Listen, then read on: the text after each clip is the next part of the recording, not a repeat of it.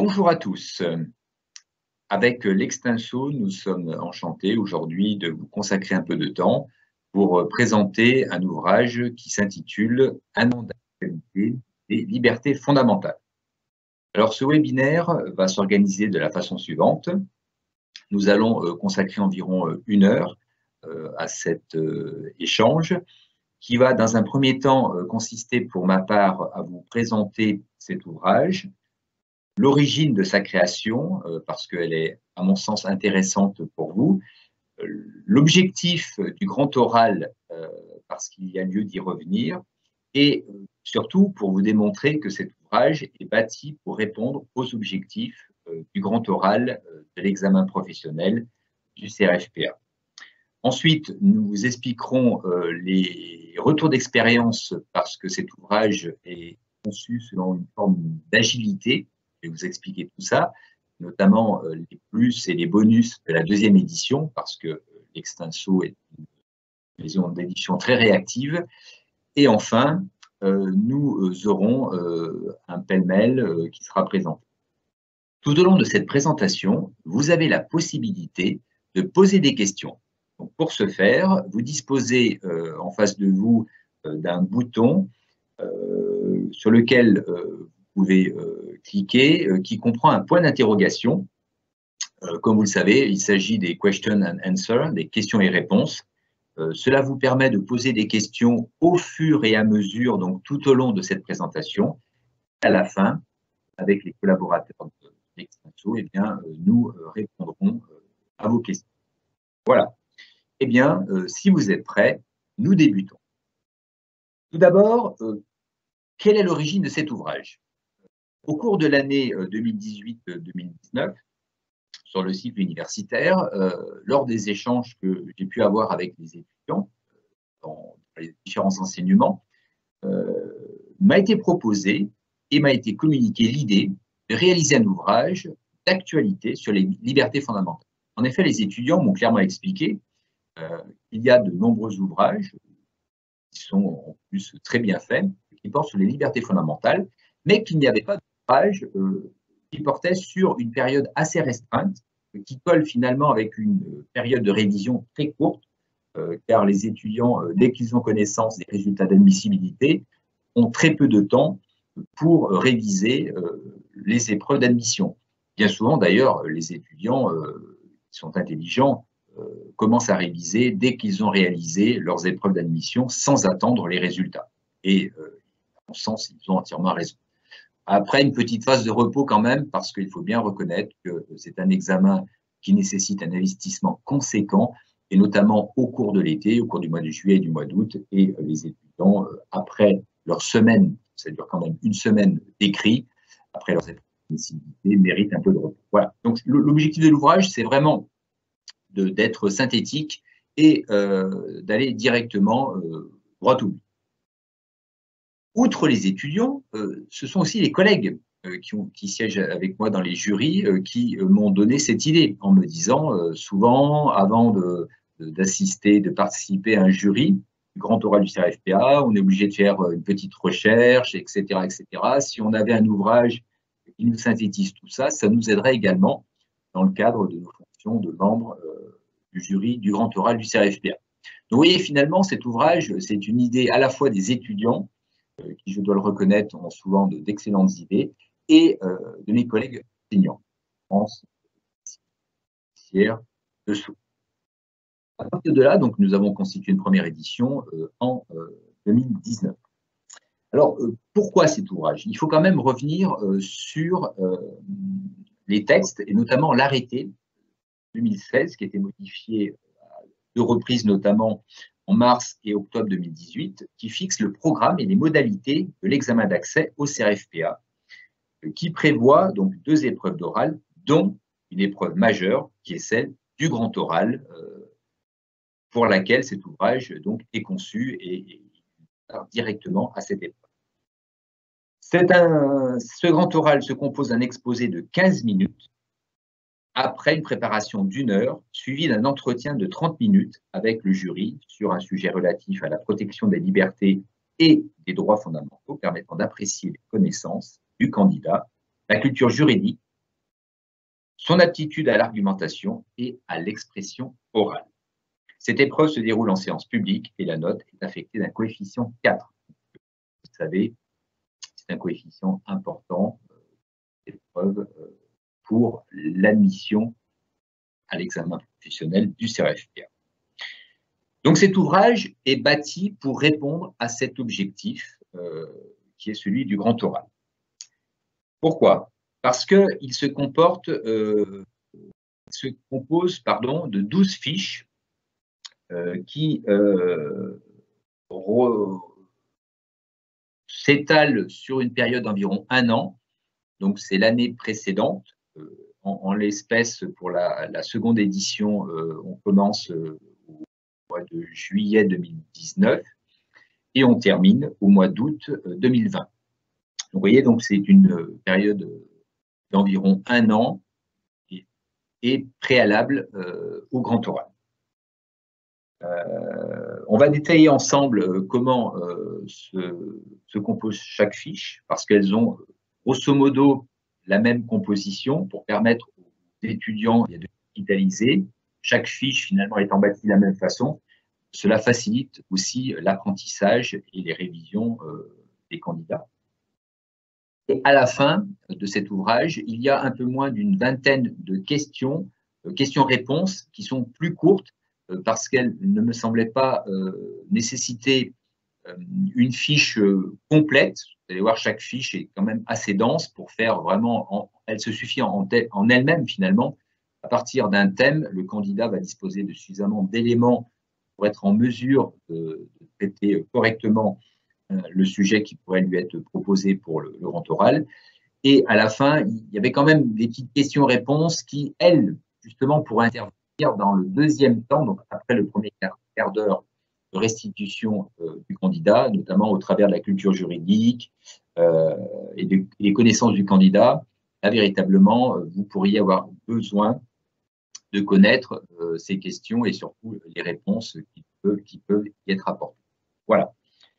Alors, ce qui est aussi très important, et c'est l'innovation de cette seconde édition ou deuxième édition, c'est qu'en fait, on a appliqué une méthode agile. Alors, l'agilité, je ne sais pas si vous connaissez, mais la méthode agile, c'est une méthode qui est utilisée, par exemple, dans les projets de systèmes d'information ou dans le bâtiment,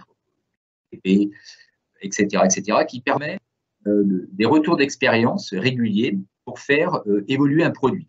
Donc là, il en est de même. Et on a su prendre en compte les propositions et différentes observations qui ont pu nous être formulées à la fois par les étudiants et les enseignants à partir de cette première édition. Et nous avons donc amélioré cette nouvelle édition qui est publiée de mémoire depuis le 29 septembre 2020. Alors, qu'est-ce qu'on a ajouté? Bien, les étudiants et les enseignants nous ont dit vous avez fait à la fin notamment les différentes questions. Effectivement, à la fin de chaque fiche, j'avais réalisé un exemple de questions, des questions qui peuvent être posées lors du grand oral. Mais on a été orienté ou il nous a été proposé d'inclure des corrigés directement. Donc, on s'est dit, finalement, on va le faire. Donc, certaines des 12 fiches ont un sujet tel qu'il peut être posé à l'examen et un corrigé qui est proposé. Voilà, donc ça, c'est une étape supplémentaire qui n'existait pas dans la première édition. Autre étape supplémentaire, grâce au retour des étudiants notamment, il nous a été précisé que les sujets qui sont proposés dans les IEJ ne sont pas tous les mêmes. Par exemple, à Sceaux, traditionnellement, les sujets sont formulés de la sorte. Soutenez que. Donc, le candidat doit répondre à cette question telle qu'elle est formulée. Dans d'autres IEJ, c'est une question ouverte.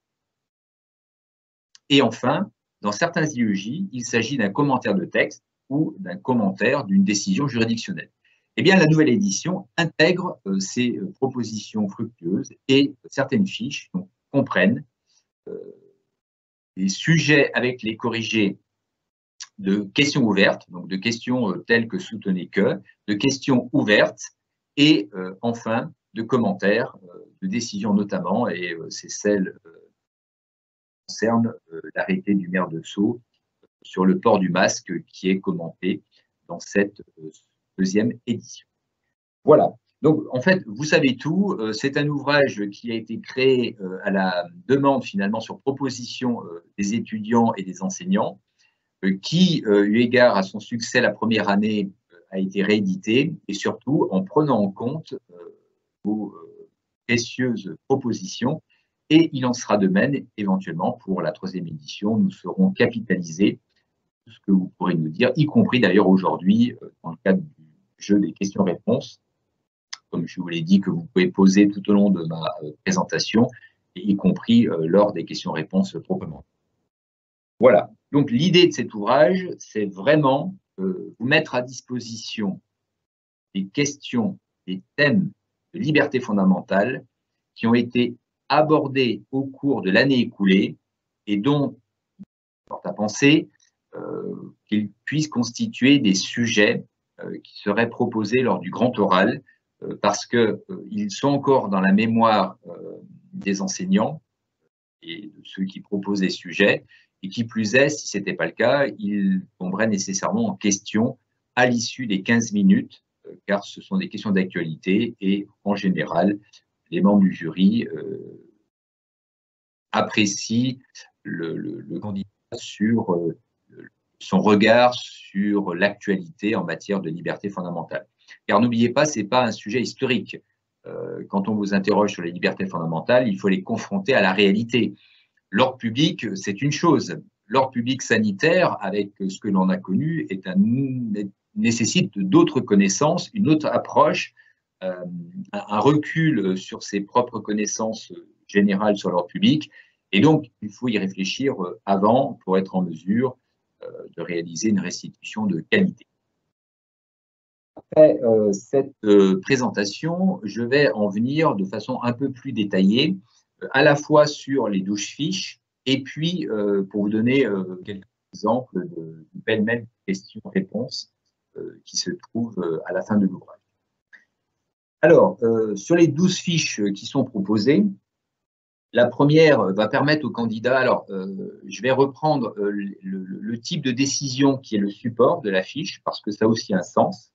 Ça correspond aux différents types de sujets et de supports qui peuvent vous être proposés lors du grand oral, lors de votre préparation d'1 heure, en vue de réaliser votre exposé de 15 minutes. Donc là, la première fiche, par exemple, le support, c'est une décision du Conseil constitutionnel. Il est inconcevable qu'un candidat n'ait pas quelques connaissances sur l'année écoulée, sur les principales décisions du Conseil constitutionnel. Il en est une notamment qui concerne les étrangers. C'est l'occasion, dans cet ouvrage, de vous faire un point de situation sur l'actualité du droit des étrangers. Pour mémoire, si vous ne le savez pas, le droit des étrangers représente environ 40% du stock du contentieux au sein des juridictions administratives. Cela représente un stock conséquent. Et donc, c'est un contentieux conséquent. Ensuite, une fiche qui porte sur le droit de grève.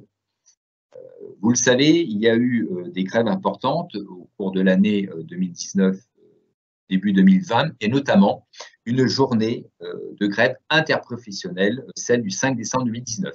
C'est l'occasion de revoir tous les fondamentaux sur le droit essentiel qui est le droit de grève, de le confronter éventuellement à d'autres libertés fondamentales de même niveau, par exemple la continuité du service public, et puis de brosser la jurisprudence, l'état de la jurisprudence, et de vous proposer un sujet justement sur le droit de grève des agents publics. C'est une thématique qui a longuement été abordée à la fois par la presse, et y compris par la presse spécialisée, les éditions juridiques en particulier. Donc là, c'est un thème important qu'il est nécessaire de connaître, le droit de grève. Ensuite, il y a aussi une connaissance à avoir des décisions supranationales. Car aujourd'hui, un candidat doit connaître notamment le fonctionnement de la Cour européenne des droits de l'homme, des principales dispositions de la Convention européenne de sauvegarde des droits de l'homme et des libertés fondamentales, et d'avoir aussi un minimum de connaissances sur l'organisation générale supranationale.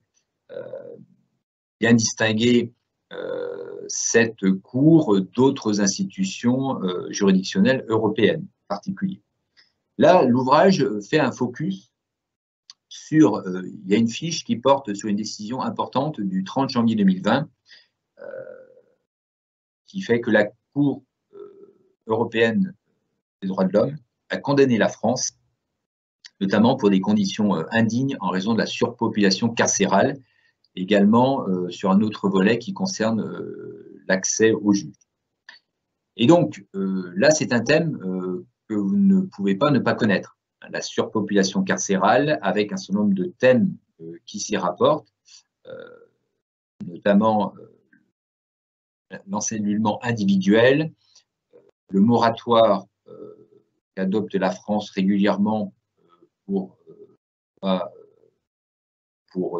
adapter finalement la non-application de l'encellulement individuel. Une autorité administrative indépendante, et c'est aussi un thème que vous devez maîtriser, puisque les autorités administratives indépendantes ont un rôle important pour certaines en matière de liberté fondamentale et de droits fondamentaux. En l'occurrence, il s'agit du contrôleur général des lieux de privation de liberté. L'ouvrage également fait un petit focus sur le comité anti-torture du Conseil de l'Europe. Il n'est pas inutile de le connaître et certaines décisions topiques portant sur ce thème. Également, ce thème vous amène inévitablement à traiter de la dignité humaine, donc de connaître les fondamentaux en droit français, la jurisprudence administrative en particulier, et puis de connaître l'article 3 de la Convention européenne de sauvegarde des droits de l'homme et des libertés fondamentales, qui est d'une connaissance indispensable pour ce grand oral. Voilà, vous aurez un sujet dans cette fiche qui porte sur l'encellulement individuel en France, qui était une thématique vraiment récurrente tout au long du cycle 2019-2020, notamment en raison de l'encellulement individuel, en raison de ce qui a pu se passer également pendant le confinement, car la ministre de la Justice, garde des Sceaux, a mis en œuvre des dispositifs qui ont permis de libérer un certain nombre de détenus en raison des éventuelles méconnaissances de certaines libertés fondamentales et puis des conditions sanitaires qui découlaient des conséquences de Covid-19.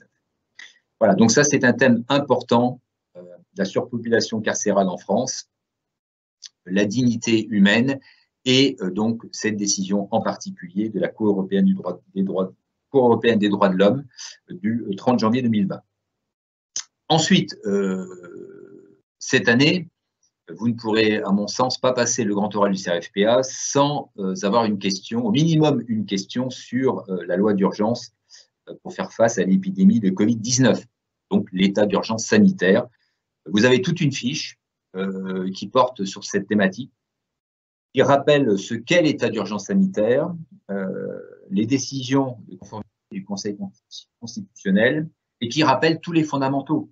Qu'est-ce que l'ordre public en général, les circonstances exceptionnelles, l'ordre public sanitaire et puis l'impact sur la vie économique et les libertés individuelles de l'état d'urgence sanitaire. Et c'est véritablement sur ces points-là que le jury va vous interroger et les fondamentaux sont rappelés dans cette fiche. Et vous avez également donc un sujet traité avec son corrigé portant sur l'état d'urgence sanitaire. Ensuite, vous avez deux décisions du Conseil constitutionnel qui font l'objet d'une fiche qui porte sur notamment le service public national de l'exploitation de l'aéroport de Paris. Donc, il s'agit de l'activité économique et la mise en œuvre du référendum d'initiative partagée, du RIP. Donc ça, c'est important de connaître ces thématiques parce que vous allez notamment aborder le thème des privatisations, avec ce qui se passe actuellement avec Engie, la vente par l'État d'une partie du capital, avec Suez, notamment Veolia. Donc vous voyez, ces thématiques aujourd'hui portent sur d'autres entreprises, mais elles ont existé pour Aéroports de Paris notamment, et donc elles reviennent ô combien d'actualité et vous aurez des questions sur ces thématiques. Là, encore une fois, vous avez toute une fiche portant là-dessus, et notamment, il est bien reprécisé les tenants et aboutissants relatifs au référendum d'initiative partagée. Vous avez ensuite une fiche qui porte sur une décision importante, et depuis lors, d'ailleurs, d'autres décisions ont été rendues par le Conseil d'État, avec notamment des décisions du fonds qui sont à prendre en compte concernant le port du masque de protection dans l'espace public sur le territoire de la commune. Donc, j'ai tiré l'opportunité d'une décision du Conseil d'État, du juge des référés du Conseil d'État du 17 avril 2020, qui portait sur une décision du maire de Sceaux, pour faire un état des lieux de cette question, en rappelant ce qu'est l'ordre public en temps normal, les conséquences de l'état d'urgence sanitaire, en particulier sur ce point-là, le degré de contrôle du juge administratif. Il est important pour vous, notamment quand vous serez avocat, de connaître le degré de contrôle du juge administratif. Et donc sur ce point-là, cette fiche vous rappelle les points essentiels à connaître. Et puis les fondamentaux sur les titulaires de la police administrative. Là, vous aurez, à mon sens, un certain nombre de questions. Qui prend les décisions? Est-ce que c'est le président de la République? Est-ce que c'est le Premier ministre? Est-ce que c'est le préfet? Quels sont les pouvoirs du maire par rapport à ceux du préfet, etc., etc. Donc, bien savoir qui fait quoi. Et là, vous avez un rappel synthétique sur ces points-là. Et vous avez, en l'occurrence, un commentaire de cette décision qui vous est proposé. Ensuite, toujours dans les thématiques importantes, et l'actuel débat sur un projet de loi qui est en cours va vous amener naturellement à vous remémorer cette question. C'est une décision du juge des référés du 18 mai 2020 du Conseil d'État qui lève l'interdiction générale et absolue de réunion dans les lieux de culte. Et donc là, cette fiche vous permet de revoir les fondamentaux en matière de culte, l'office du juge des référés et des libertés fondamentales qui sont en jeu. Et on aborde notamment comme sujet et traité l'exemple d'une crèche de Noël à l'entrée d'une mairie. Alors, le Conseil d'État avait pris des décisions fichées en 2016 sur cette question des crèches. Il y a de la jurisprudence depuis, mais c'est aussi l'occasion d'aborder cette thématique des lieux de culte à travers la possibilité de se réunir ou pas avec le Covid-19. Ensuite, naturellement, une autre liberté essentielle à maîtriser pour le grand oral et en particulier suite à l'état d'urgence sanitaire, c'est la liberté de manifestation. Vous avez pu le constater, le Covid-19 et certaines interdictions sont venues impacter des interdictions de manifestation. Donc là, encore une fois, vous avez une fiche qui porte sur des ordonnances du juge des référés du Conseil d'État de juin et juillet 2020. On vous rappelle ce qu'est le droit de manifestation en général. Dans le cadre de l'état d'urgence sanitaire, ces ordonnances sont explicitées et vous avez en la fiche élargie un petit peu sur d'autres thématiques parce que ce thème va donner lieu à des questions peut-être plus larges sur la liberté de manifestation, à n'en pas douter, mais aussi, par exemple, sur la réparation des dommages causés lors des manifestations. Souvenez-vous que cette thématique a été longuement abordée lors des manifestations des Gilets jaunes et des dégâts qui ont pu être occasionnés lors de ces manifestations. Donc, c'est un thème important qui peut donner lieu à des questions. Là, cette fiche vous donne des éléments de réponse, y compris d'ailleurs de réflexion. N'oubliez pas que ce n'est pas un ouvrage fermé en soi, on ouvre tout un tas de perspectives, on vous propose des solutions, d'abord des connaissances, ensuite des solutions par rapport à des sujets, que ce soit des soutenez que, des questions ouvertes ou des commentaires de décisions texte, mais on s'efforce à chaque fois de vous amener à poursuivre votre réflexion en vous ouvrant des pistes de réflexion. C'est aussi ça qui est important, et c'est ce qui va faire que vous allez personnaliser votre présentation et vous allez avoir des points en plus. Parce qu'entre un candidat qui présente des généralités et un candidat qui va personnaliser sa présentation, eh bien, il y a une différence sans doute. On poursuit. Alors, vous avez ensuite une décision du Conseil constitutionnel qui porte sur le contenu haineux sur Internet, avec l'historique de la proposition, du rôle particulier de la décision du Conseil constitutionnel sur cette loi. Et là, encore une fois, vous aurez des questions, donc il faut maîtriser ce thème qui est complètement développé dans cette fiche, et notamment, comme nous avons eu des élections municipales, et vous connaissez le contexte de celles-ci, notamment d'abord pour le premier tour, avec les débats qui ont pu avoir lieu, et puis pour le second tour. Et là, donc, tout expliqué, et notamment le droit d'expression des élus, par exemple, appartenant à l'opposition. Donc ça, c'est un thème, dans le cadre des élections municipales, il faut avoir un ordre d'idée là-dessus, avoir des questions. Donc, toutes ces thématiques de liberté d'expression et concernant également les élections est développée. Vous avez ensuite une fiche qui porte sur la protection des victimes de violences conjugales et avec un point particulier sur le secret médical.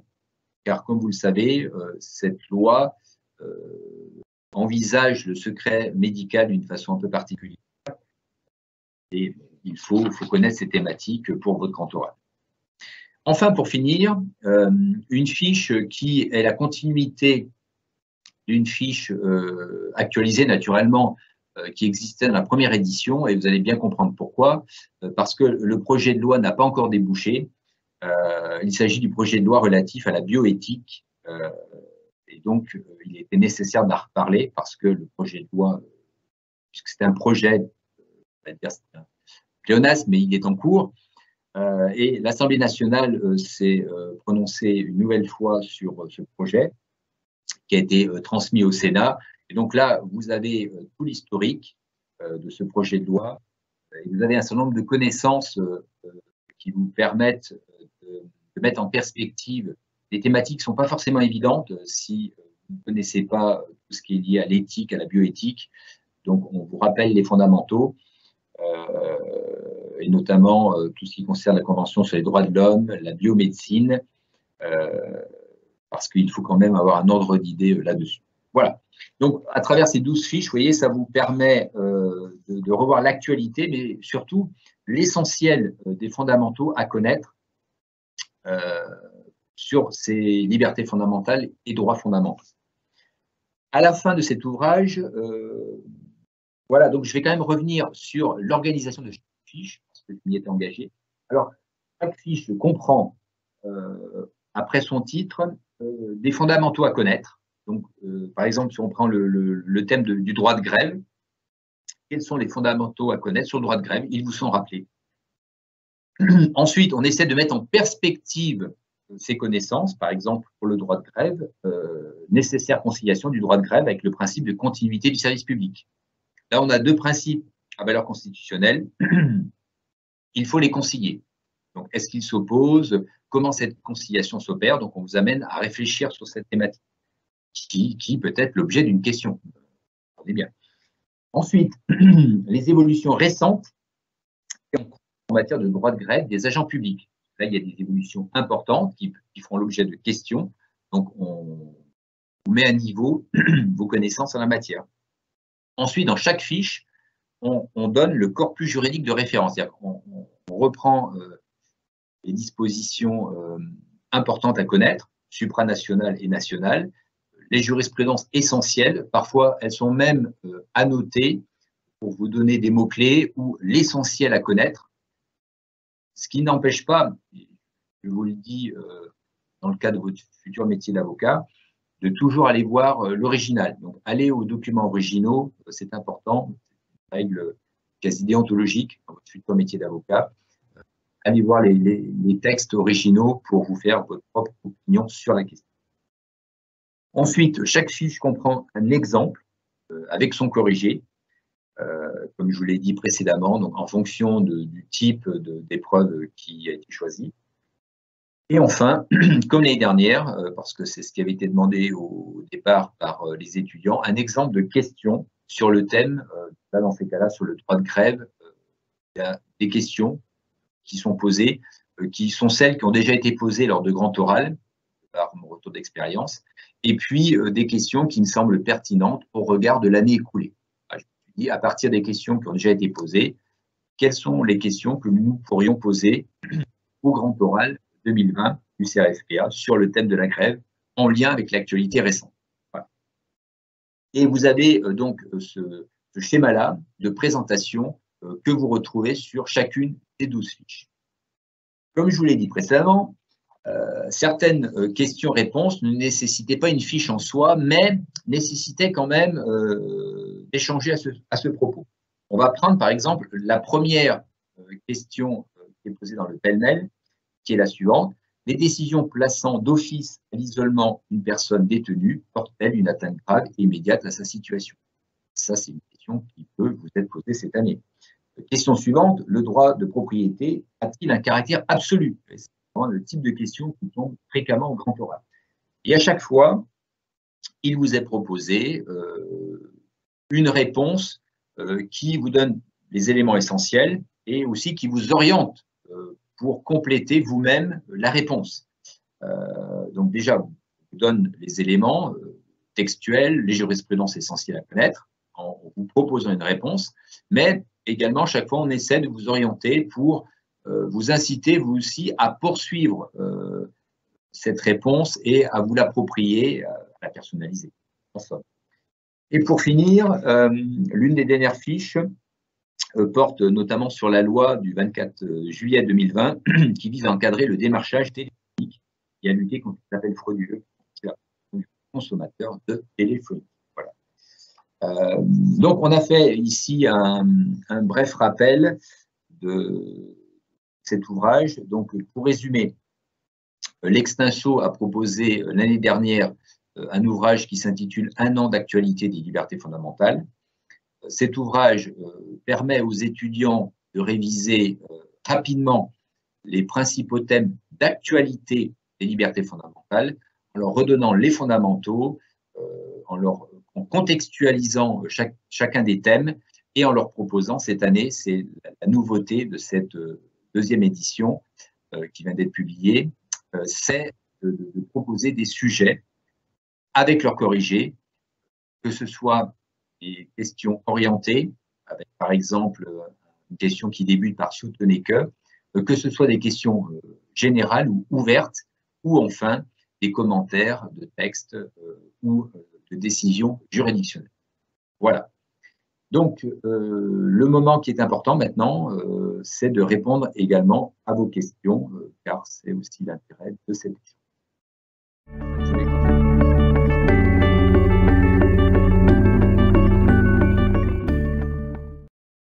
Alors, je vais lire on va procéder de la sorte. Je vais lire la question afin que chacun d'entre vous puisse en connaître l'intitulé. Et ensuite, je répondrai à cette question. Alors, on y va. Première question. Bonjour. Est-ce qu'il y a également des sujets corrigés lorsque le format est une décision de justice? La décision de justice dans mon IEJ étant un texte à discussion. Alors, pour répondre à votre question, effectivement, dans cet ouvrage, c'est notamment, je l'ai en mémoire et je vous en ai parlé, c'est la décision du juge des référés du Conseil d'État du 17 avril 2020 qui a statué sur la décision du maire de Sceaux qui a imposé le port du masque de protection dans l'espace public sur le territoire de sa commune, qui est commenté.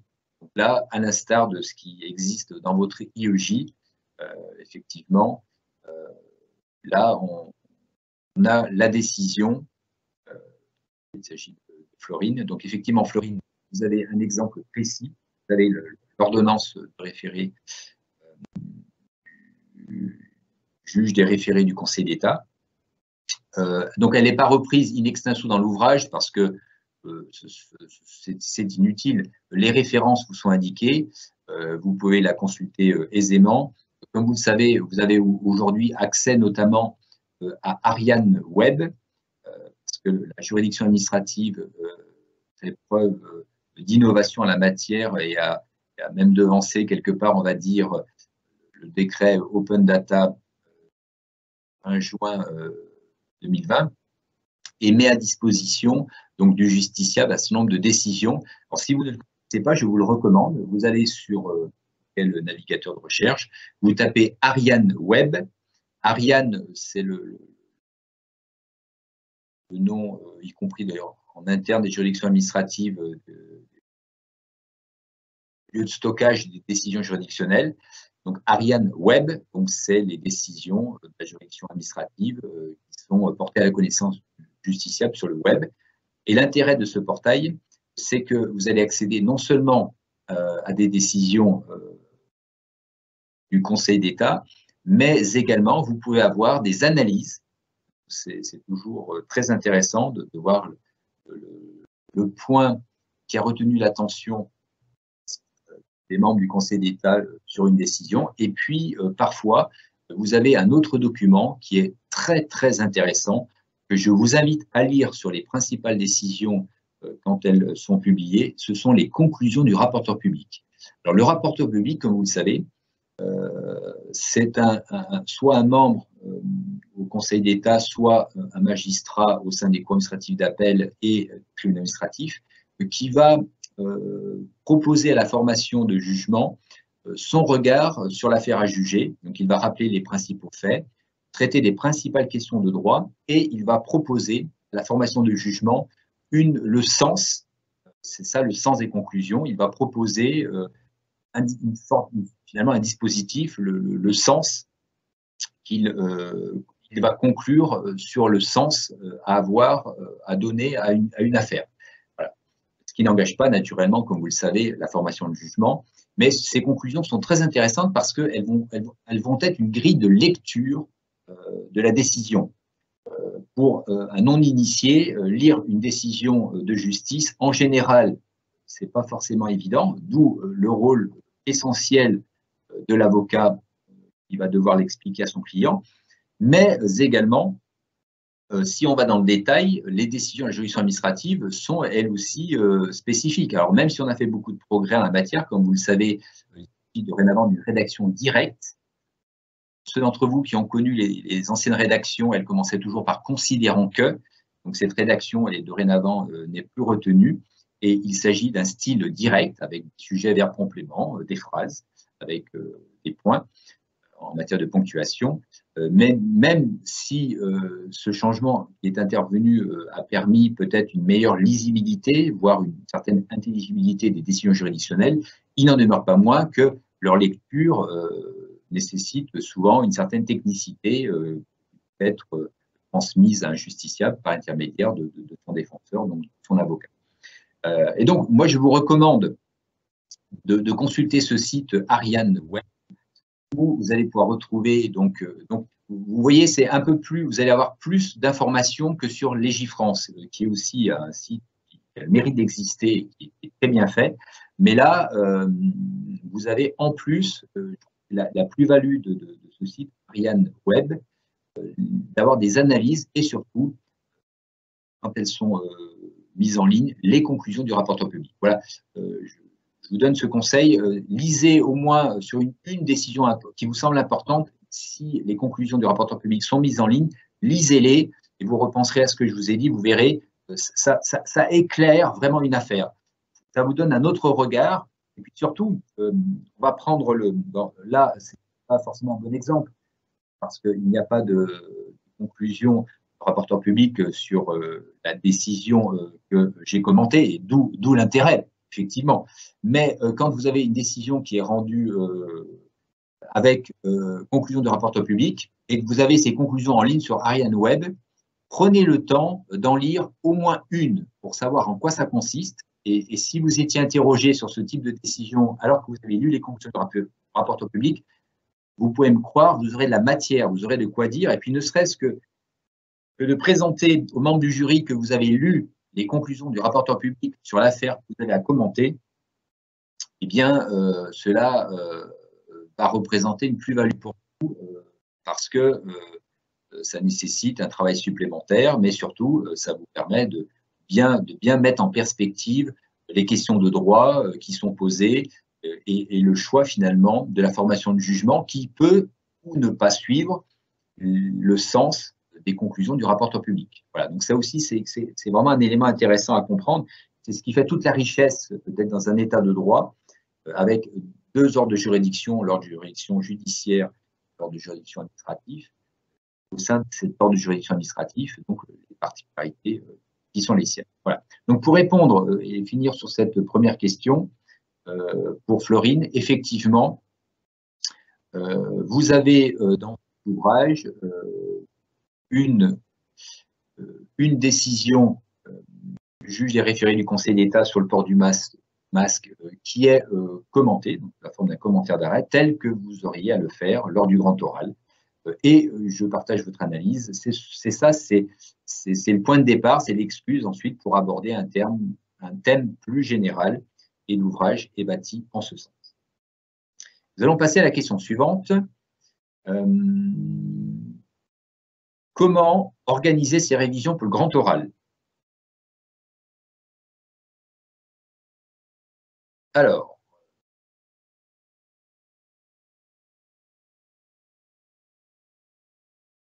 comment organiser ces révisions pour le grand oral? Alors, il y a plusieurs façons de faire. Celle qui vous est proposée dans cet ouvrage rejoint finalement l'angle de la question qui vient d'être posée par l'une d'entre vous, qui consiste à dire on prend l'actualité et à partir de l'actualité d'une loi, d'un projet de loi, d'une décision de la CEDH, d'une décision du Conseil d'État, etc., ou d'un fait lié aux libertés fondamentales tel qu'il est nécessaire de le connaître, comme le droit de grève, comme la surpopulation carcérale et la dignité de la personne humaine. Donc ça, ce sont des thèmes qui ont été tellement abordés au cours de l'année écoulée qu'il ne serait pas raisonnable de faire une impasse dessus. Voilà, donc on part, pour répondre directement à votre question, vous pouvez partir de cet ouvrage en révisant chacune des fiches sur des thèmes d'actualité. Et ensuite, si vous l'estimez utile, vous pouvez compléter éventuellement avec des ouvrages plus généraux sur les libertés fondamentales. D'abord, chez l'Extinso, il existe aussi d'autres ouvrages, notamment peuvent être autorisés pendant l'examen professionnel. Et il y a aussi d'autres ouvrages qui existent. Donc, je crois que la réponse la plus appropriée à votre question, qui me semble tout à fait pertinente, c'est d'abord qu'il y a plusieurs façons de faire. Il y a effectivement plusieurs façons de réviser, mais le point de départ, et je crois que ne négligez pas ce point de départ, c'est un état des lieux. Il faut faire un état des lieux de vos connaissances. Et cet ouvrage a le mérite de très rapidement, parce qu'il fait moins de 200 pages, il a été conçu de la sorte, parce qu'en fait, la deuxième édition, en fait, n'est pas du tout la reprise de la première. On efface tout et on reconstruit tout parce que l'année de référence n'est plus du tout la même. Et donc, c'est un nouveau regard en redonnant d'autres fondamentaux. Donc, l'intérêt pour vous de cet ouvrage, c'est en lisant les 12 fiches, vous allez rapidement faire un état des lieux de vos propres connaissances sur des sujets qui vous avez de fortes chances de les retrouver au grand oral. Et donc, si vous lisez une fiche, par exemple sur le droit de grève, et vous vous dites oh bah, je connais tout, tout ce qui est dit, je le connais, et vous considérez que votre niveau de révision sur ce thème est satisfaisant, et par conséquent, vous passez au thème suivant. Voilà. Donc, c'est une façon. L'ouvrage, je crois que c'était, je ne l'ai pas dit dans l'origine de cet ouvrage, mais votre question, finalement, m'amène à faire le lien avec certaines préoccupations, et elles sont d'autant légitimes, en lien avec votre propre question, à savoir l'ouvrage permet d'organiser un petit peu ces révisions. À savoir 12 fiches, vous pouvez en lire largement une par jour et compléter si besoin est. Vous voyez, donc en 15 jours, cet ouvrage vous permet de brosser, vraiment de faire un état des lieux de vos connaissances, puis de bâtir éventuellement les compléments nécessaires. Voilà. Donc, c'est aussi cet outil qui vous permet de faire un état des lieux. Et puis, si vous connaissez, vous restez sur la connaissance de la fiche. Si ce n'est pas le cas, il faut aller éventuellement au-delà. Mais ça, on s'en rend vite compte parce que déjà dans les fondamentaux, si vous vous rendez compte que vous ne maîtrisez pas les dispositions législatives, réglementaires, les jurisprudences qui sont citées, là, il y a lieu de compléter votre travail par l'acquisition des connaissances et poursuivre sur les pistes. Chaque fois, chaque fiche vous oriente vers des pistes complémentaires qu'il y a lieu naturellement de poursuivre. Et celles que vous connaissez déjà, de toute façon, c'est du temps de gagner pour vous. Vous pouvez vous concentrer sur celles que vous ne maîtrisez pas. Voilà. Je poursuis. Quelle est la répartition des points entre la première partie relative à exposer et la seconde partie relative aux réponses? L'essentiel des points concernant l'exposé, la répartition se fait à part égale. Alors,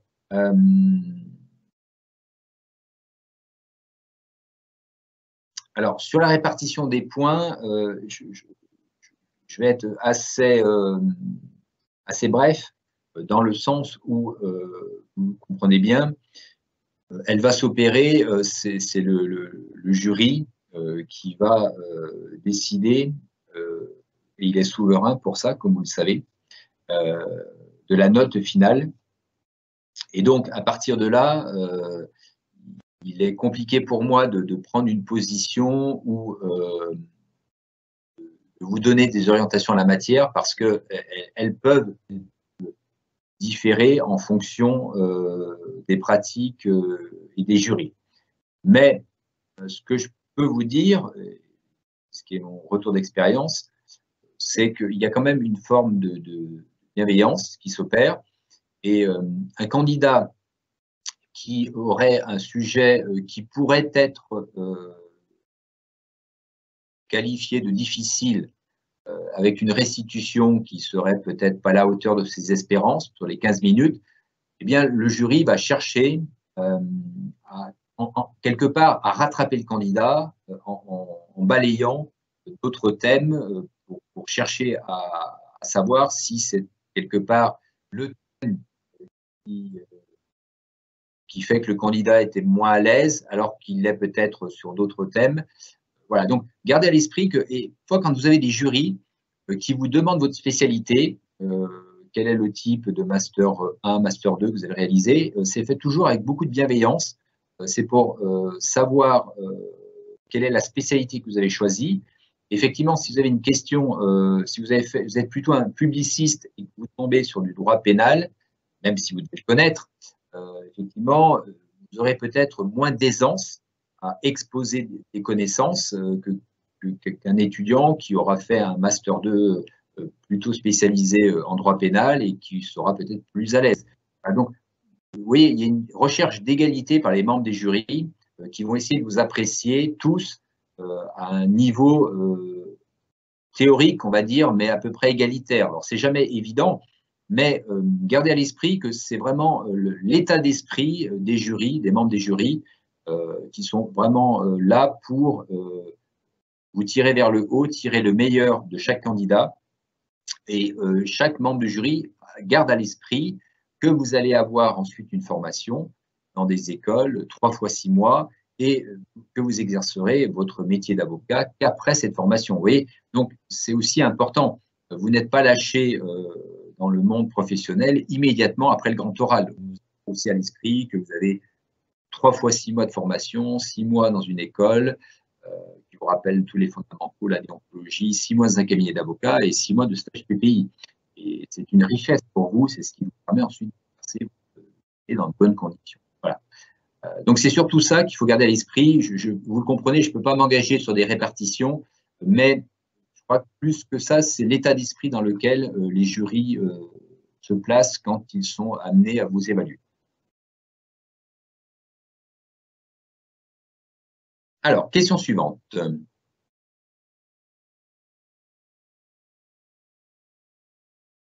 Comment faire lorsque nous ne savons pas répondre exactement à une question qui nous est posée? Alors, si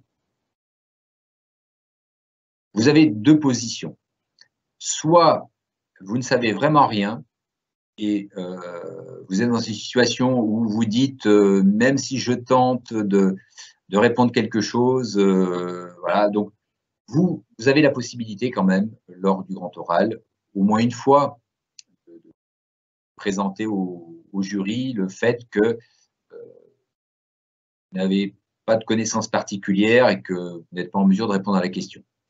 C'est jamais malvenu si c'est une question un peu pointue ou ça vous dit rien. Voilà. Dans ces cas-là, éventuellement, vous pouvez proposer au jury, si vous le souhaitez, je vais essayer de réfléchir avec vous à cette question. Donc là, de toute façon, le jury se dit, bon, on va essayer d'amener le candidat sur des pistes pour voir s'il comprend ce qu'on attend de lui. Et il y a aussi ça, parfois, quand une question est posée, il y a parfois un attendu. Et vous, avec le stress, avec votre niveau de connaissance et de révision, parfois, vous ne voyez pas où le jury veut en venir dans ces questions. Voilà. Donc, vous avez aussi cette possibilité. Sinon, directement, vous dites que vous n'avez pas de connaissances particulières, mais que vous allez réfléchir. Voilà. Donc, soit vous faites en peu de temps, disant que vous n'avez pas de connaissances, si le jury le souhaite, voilà, soit vous ne comprenez pas de connaissances particulières, mais je vais de répondre. Mais un candidat qui ne dirait qui répond pas à une question, pas de sanction particulière. Vous comprenez bien qu'il y a une telle multitude de questions qu'il y a une certaine forme de tempérance.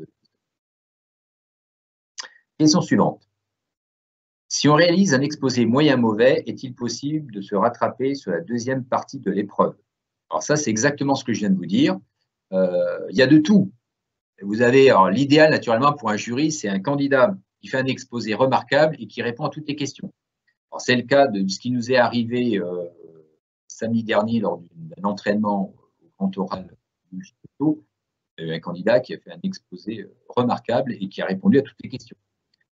C'est livré à une évaluation en direct et on a estimé qu'on aurait pu lui mettre entre 16 et 18. Voilà. Donc c'est aussi une possibilité, une configuration dans laquelle vous pouvez vous placer. C'est possible. En tout cas, l'ouvrage tend à vous amener dans cette configuration-là. D'ailleurs, la question qui était posée, une question, une des fiches de l'ouvrage, le candidat avait visiblement plutôt bien travaillé. Vous avez l'autre configuration qui est celle que vous évoquez, à savoir une question qui peut-être n'est pas traitée convenablement ou au mieux, et après des questions. Alors, il faut retrouver en vous la force qui consiste à remettre le compteur à zéro. Et dire, bon, j'efface ces 10-15 premières minutes et je me relance dans la bataille pour convaincre le jury que je suis capable d'avoir une note au-delà de 10. Voilà. Et donc, c'est le challenge. Donc, c'est vraiment le challenge. C'est-à-dire que après votre exposé, c'est pas fini. C'est qu'une partie de l'épreuve. Et donc, si vous êtes capable de rebondir et de défendre chèrement votre peau, si je puis dire, eh bien, vous aurez la moyenne. Donc, ne restez pas sur cette première impression. Alors, c'est pas évident, naturellement, si pendant 10-15 minutes, on se dit ce que je fais n'est peut-être pas satisfaisant. Peu importe, il faut savoir, une fois que c'est fait, on passe à autre chose et on répond aux questions qu'on peut. Voilà. Donc, pour répondre à votre question, oui, il est possible qu'un candidat qui a réalisé un exposé moyen mauvais, ou qualifié comme tel par vous, peut se rattraper sur la deuxième partie de l'épreuve. Donc, la réponse est oui à votre question. Question suivante. Est-il possible que notre spécialité nous soit demandée lors de l'examen? Alors, c'est effectivement ce que j'ai précisé précédemment. Comme le jury est souverain dans son appréciation, certains jurys, ceux auxquels j'ai pu participer, avaient plutôt tendance à demander au candidat sa spécialité. C'est ce qui permettait éventuellement de poser une question peut-être un peu plus technique sur la spécialité si un des membres du jury, parce que vous avez bien compris, il y a 3 membres de jury, un enseignant, un universitaire, un magistrat et un avocat. Et donc, chacun d'entre eux a des spécialités.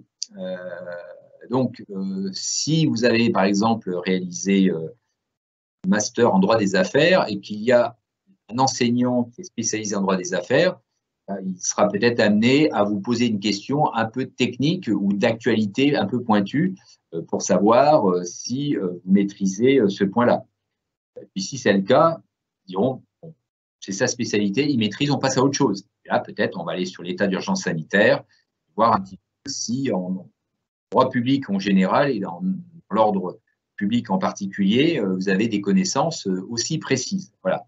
Donc, tout est possible. En tout cas, ne prenez pas ombrage de ce type de question. Elle est assez fréquente et comprenez bien que c'est fait dans votre intérêt.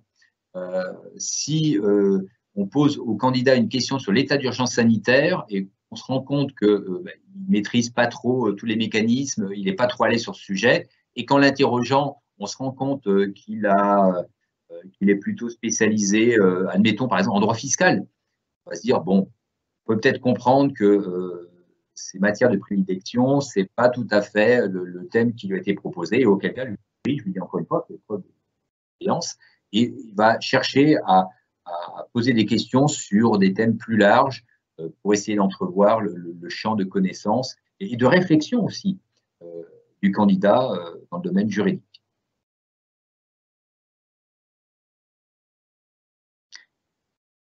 Question suivante. Et ça sera notre dernière question, si vous le voulez bien. Comment faire lorsque le sujet nous demande de soutenir une solution hétérodoxe et que nous avons peu d'éléments pour étayer cette position dans un plan en deux ou deux parties, deux sous-parties? Alors effectivement, comme toutes les autres questions, elle est très pertinente. Si on vous pose un sujet en orientant votre réponse, ce qui arrive dans pas mal d'IEJ, on vous pose pas une question générale, mais on vous pose une question qui vous oriente. Par exemple, au lieu de vous interroger de façon très générale, par exemple, sur le droit de grève et la continuité de service public, on va vous poser une question du type soutenez que le droit de grève n'est pas compatible avec la continuité du service public. Donc là, il va de soi que vous devez répondre à la question. Même si vous, personnellement, vous estimez que c'est compatible et que vous avez de la matière, il faut adopter une réponse qui corresponde à la question. Et quelque part, ça rejoint votre futur métier d'avocat. Vous allez plaider pour défendre les intérêts de votre ou de vos clients. Et donc, vous allez quelque part être partial dans ce que vous allez faire. Et c'est normal, vous allez défendre les intérêts de vos clients. Mais là, c'est un peu pareil. Si on vous dit soutenez que ou défendez telle position, il faut défendre cette position. Car c'est un élément essentiel, et notamment de l'appréciation et de l'évaluation du jury qui va en découler. Si on vous pose une question et que vous répondez à côté, vous comprenez que vous allez être encore sujet totalement ou partiellement. Mais ce qu'il faut bien garder à l'esprit, et c'est ce qui rend cette question très intéressante, c'est que si on vous oriente dans un sens, bien souvent, les questions qui vont suivre vont chercher à savoir si vous maîtrisez le revers de la médaille ou l'autre point de vue, en fait. Donc, si la question qu'on vous pose, c'est soutenez que le droit de grève n'est pas compatible avec la continuité du service public, inévitablement, je le pense, dans les questions qui vont suivre votre exposé, on va chercher à savoir si l'opinion inverse vous convient ou pas. Et auquel cas, éventuellement, vous pourrez développer vos idées à ce sujet. Mais il faut bien comprendre, et encore une fois, ce qui rend la pertinence de cette question, c'est qu'il ne faut pas chercher à rentrer des connaissances pour rentrer des connaissances. Faites attention à ça. Le trop de connaissances pourrait vous nuire dans ce type d'exercice. Il s'agit de doser votre effort et votre niveau de connaissance et de réflexion pour maturer ces connaissances et les présenter sous un angle qui est intéressant pour les membres du jury, qui va les amener naturellement à poser des questions, qui consiste à sélectionner vos connaissances. Il est préférable, à mon sens, de sélectionner ces connaissances, d'en transmettre que quelques-unes lors du grand oral, sachant que les autres pourraient éventuellement vous servir et serviraient sûrement lors des questions qui vous seraient posées à l'issue de votre exposé. Que de chercher à tout dire, quitte à être hors sujet, et là, peut-être, cette position est plus compliquée parce que le candidat ne répond pas à la question. Quand on vous pose une question, il faut répondre à la question. Vraiment, c'est un élément important. C'est pour ça, n'hésitez pas, dans le cadre de votre préparation, si vous avez une question, à réécrire, à réécrire cette question pour vraiment vous approprier tous les termes de cette question et surtout de répondre à toute la question, et de répondre à toute la question, mais ne répondre qu'à la question. Car c'est le jury vous pose une question et il attend de vous une réponse à cette question. Voilà.